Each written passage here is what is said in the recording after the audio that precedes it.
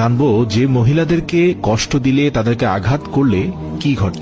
হযরত আলী রাদিয়াল্লাহু তাআলা আনহুর কাছে এক ব্যক্তি আসলেন এবং তার দুই হাত রেখে একত্রিত করে বলতে লাগলেন, ইয়া আলী, আমার বিবি আমার ঘরের ঠিকঠাক মতো দেখাশোনা করে না, সে আমার কোনো কাপড় পরিষ্কার করে দেয় না এবং সে ঘরের জিনিসপত্র ঠিকঠাক মতো গুছিয়ে রাখে না।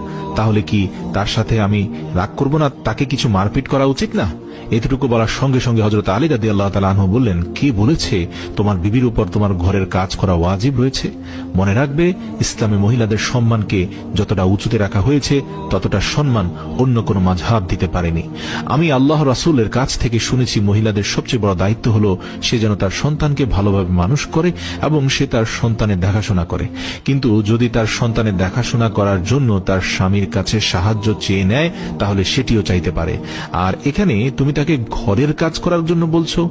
যদি মহিলারা তার নিজের খুশিতে ঘরের কাজ করে থাকে, সেটি তার দয়া, সেটি তার জন্য বাড়তি কাজ, আর সেটার জন্য তুমি শুকরিয়া আদায় করতে থাকো এবং তার প্রশংসা করো। আমি আল্লাহ রাসূলের মুখ থেকে শুনেছি, যে সময় মহিলারা নিজের ঘরের কাজ করে থাকে সে সময় আল্লাহ রাব্বুল আলামিন ফেরেশতাদেরকে পৃথিবীর মাটিতে নামিয়ে দেন আর বলেন, যতক্ষণ পর্যন্ত এই মহিলা তার স্বামীর ঘরের কাজ করতে থাকবে ততক্ষণ পর্যন্ত তুমি তার জন্য ইবাদত করতে থাকো, আমি এই সকল ইবাদত তার আমলনামায় যুক্ত করে দেব। সুবহানাল্লাহ। আর সেজন্য যদি কোনো মহিলা তার নিজের স্বামীর ঘরকে নিজের ঘরের মতো আগলিয়ে রাখে,